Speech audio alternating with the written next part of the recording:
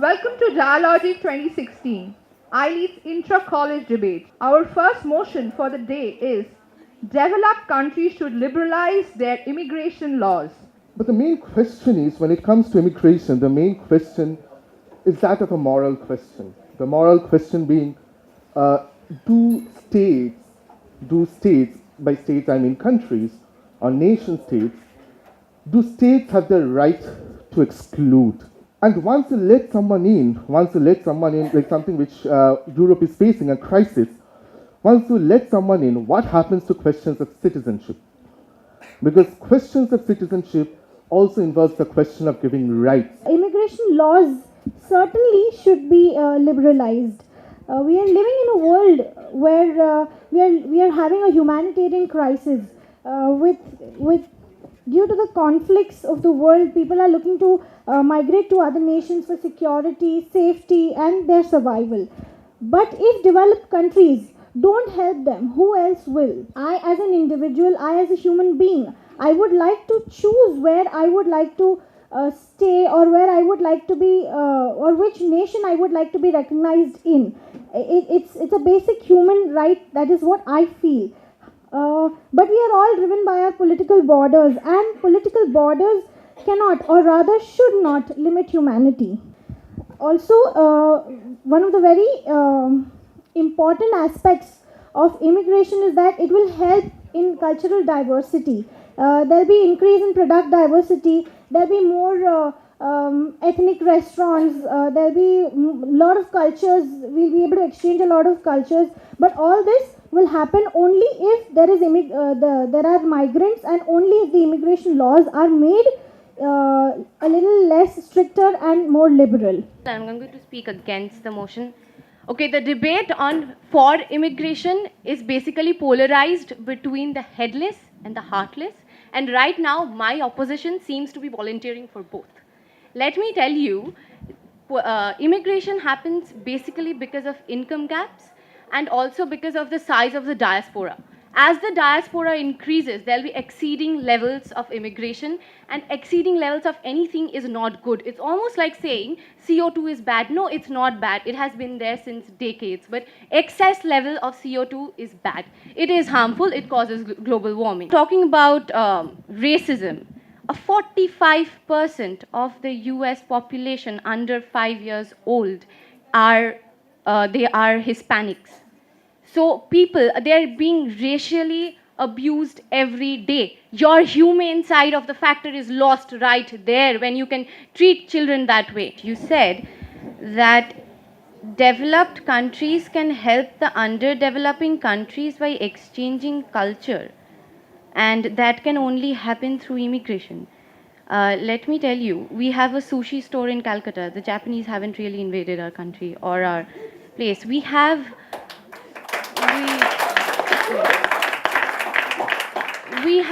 poor Bengali potters in Kumotuli who are making Durga Pujas themed on Malaysia. So no, we did not have that either. So we do not need that. We do not need immigration for exchange of cultures. Though it is extremely healthy, we can have it without immigration. We all are aware of what is happening in Syria. I'm sure all of us are. ISIS has taken over the country vehemently. About 200,000 people have already died. 10.8 million people are in urgent need of humanitarian assistance inside the country. But what about those who fled from the country in search of a better life, a better family, better opportunities? Friends, I'm speaking for the motion, that is, the developed countries should liberalize their immigration laws. As I mentioned about these Syrian refugees, I'll be glad to tell you, it's something shocking, but I would like you all to know that Syria has very wealthy neighbors, which include Saudi Arabia and Kuwait, both developed nations. And the best part is that these nations have agreed to adopt exactly 0% of the population of Syrian refugees. So this is the case which I would like to highlight, that even though they share similar cultures, similar religions, but due to their stringent immigration laws, these countries which could have readily supported these refugees are not allowing them to enter their country. I should take the name of Japan and South Korea. You can see these people, they always try to, ignore the outer people coming in their country because they know they have the capacity of doing the things which they don't require the other person to come in their own country and do it for them. So I would say that it is good of staying in their own place, helping the people living there, even though you have crisis. Every country has a crisis. So it will be good if you stay in your own country and help your people rather than going out and increasing a crowd and, just thinking about your benefit. How do you think a country becomes developed? It's not just the hard work of the parliament or the president or maybe even the pope. It's the invisible power of the people, the citizens. And if I move on to the statistics and the data, which my fellow members have said, the developed countries have the most number of immigrants. Thus, if developed countries do not acknowledge this invisible power of immigrants and keep throttling them with traditional and bigotry laws, then the countries may be economically developed but are far from being morally and consciously developed. Moving out of the country is not at all easy, and the reasons are varied. But immigration is a part of evolution, which had started since the Homo habilis and the Homo neanderthals who were there 40,000 years ago. The basic reasons have not changed. It's a better security, better economy, a better life. For the speakers, we had Shruti as the first speaker, who spoke about the benefits of immigration when it comes to mixing of people, when it comes to multiculturalism, when it comes to labor. Labor, something which I would like to reserve my judgment on, or rather because questions of labor, immigrants as labor, is certainly a very, very tricky question. The number of people migrating from Afghanistan to Iran in search of work and the kind of difficult times that they went through. Also, people migrating from Syria. So, immigration to that extent certainly benefits the country which is hosting the immigrants in a form that they are exploiting them. Exploitation of migratory laborers is a very, very serious phenomena, especially in developed countries. So, taking her idea, like what basically three of them spoke, I found that it had a very, very moral fabric to it. That is something which I had kind of predicted at the beginning of the debate, that questions of immigration cannot happen without a moral kind of like undertone to it, humane undertone to it, a democratic commitment, democracy, equality, and space. And it becomes much more important when the world had been historically constructed out of exploitation of one set of people over another set of people. Like specifically talking about colonialism, the wealth of Europe is built on colonialism. So now Europe asking around and saying that no, France asking around and saying to Syrians that no, I had exploited you for 200 years and now you don't have the right to benefit from my riches, which is basically built on your own riches, is certainly not a right statement to make, humanitarianly. But then there are certain questions of putting proper procedures in place, something which everybody stressed on, including like all the speakers from that side. But then, it also, a bigger philosophical question which I want to go upon and end this debate is, what happens when you are born in this country, when you are a citizen in this country, but yet you are denied social membership?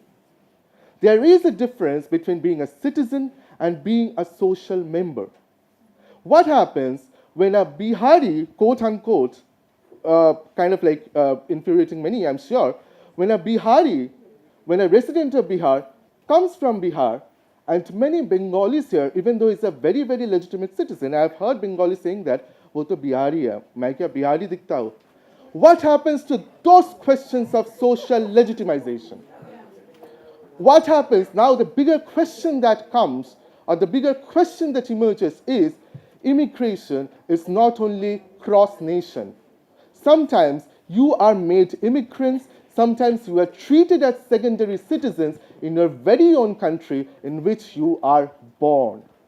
What happens when Raj Thackeray asks all the Marathis to kind of like ignite the autos of every Bihari in Maharashtra? So this questions, then the question of an immigrant figure is a metaphorical question. It cannot always be addressed by law. It has to take into account various questions of social justice and social equality. In that case, in that sense, and also kind of saying that I would like to refrain myself from declaring any winner because all had contributed equally to the debate that we had. The second motion for the day is India should adopt the presidential form of governance. The relevance of the topic is very telling since we are discussing whether India should adopt a presidential form of governance. India having been one of the largest, being the largest democracy, and this is absolutely a compelling need, perhaps, that we are discussing whether we should think about reconfiguring our governance, reconfiguring the structure of our democratic system in 2016. I'm going to speak for the motion. Okay, India has this dubious distinction of having the world's largest number of legal cases which are pending, 30 million cases combining all courts. Now, the Upahar Cinema fire case, which took 18 years for any sort of results, the Bhopal gas tragedy, which had 387 people who were killed and 1.2 lakhs who are yet to receive any sort of compensation, even the 1984 Sikh riots, where people are yet to receive any sort of compensation again. Now, this is exactly what happens when you elect your government to rule over the legislative part of the system. Now, let's get to the root of the cause. Our country, my country, your country, it clones the system of our 300-year-old oppressors. Now, this might have worked very well in a tiny island off the coast of Europe, but where the really small constituency and the classes are interested in such a way that such a system can be followed. But for a country like to implant this system into a country of 2.8 billion people of different culture, cuisine, custom is a blunder. I'd like to start by a quote which is by Lord Acton, which says, "Power corrupts, but absolute power corrupts absolutely," which is why the presidential form of government is not something which is going to help, or which is going to help a country like India grow or survive. As a person, I'm going to be more comfortable choosing somebody from my own local community to stand for elections rather than having that one public figure. And in a country like India, which is having a diverse culture with several religions and languages, I would be more happier to have somebody from my local community as well to be a part of the parliamentary system. India should be adopting a presidential form of governance. There are several reasons to support what I have to say. The first one is that it is very time consuming. We all know about the women's reservation bill that had been going on since the past couple of years, and it is still on a hold. It still hasn't been passed. So in the parliamentary system, it is so difficult to pass a bill and make it into an amendment, because it has to go through a couple of processes. Whereas if we go into a presidential form of government, there is just one person who is going to take the decisions. I am against the motion. Okay, first and foremost, I'll be starting my speech with a quote by George Orwell. All animals are equal, but some are more equal than others. Ladies and gentlemen, the distance said to be between accessing the throne and becoming power-hungry is almost nil. They are one and the same. Power is a word that has hunger attached to its responsibilities. Power makes sane people do unnatural and insane things, and thus, according to me, there better be a few leaders. Now, my competitors might try to point out the benefits that America is having, due to a presidential form of governance. But friends, all your points turn moot when you consider the differences between America and India's versatility. This is the second most populated country, having 2,000 different castes and 427 separate tribes and following more than 8 different religions. Each state is unique and has its own set of beliefs, traditions, and customs. So, ladies and gentlemen, do you think it is humanly possible to have one man be so knowledgeable and impartial at the same time to lead this vast country? I think the situation is a little too hypothetical. You constantly kept mentioning how we have a diverse, culture and everything, religion, everything, customs and all. Yes, we have a diverse culture and customs, and you know where we get our parliamentary system from? We get it from Europe, and they have a really small constituency where they did not have so many customs, so many religions. So how can we enact and enforce and implant it in such a big country with so many religions? That is wrong in itself. The root cause is wrong. It's a fundamental flaw. You can't go on about that. You were saying how I said about Dr. Kalam and how I spoke about Hitler also. Now, in my statements itself, I have clearly mentioned being in power and then grabbing it for misuse is not an uncommon thing. Whereas having the talent and being impartial is quite rare. I think that explains my point. This has really been, again,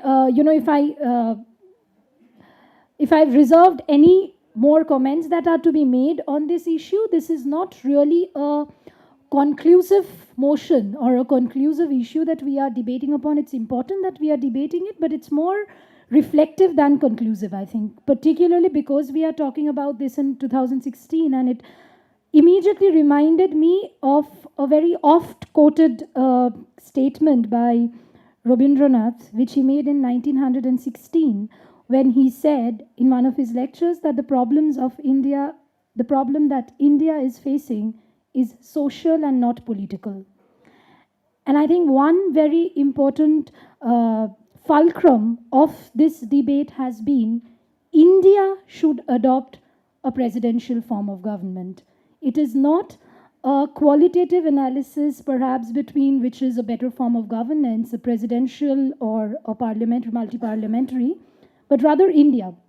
And India at this hour should or should not adopt a presidential form of government. So with that in mind, and whether we are really thinking of unpacking the executive from the legislature, whether we are thinking of justice and the time that goes in rendering justice, and whether all of these issues, be it justice, be it ethics of governance, be it time laws, be it representation in the parliament, how much of it really does reflect on democracy? Or how can we think of democracy at this hour? Do we get to think of democracy, or rather independence, when we are thinking of a multi-parliamentary party? Or we get to think of democracy and independence better in this hour when we are thinking of a presidential form of governance? So I think India is one of the fulcrums across which we are discussing this issue. The winning teams are Anisha Das and Manraj Javanda.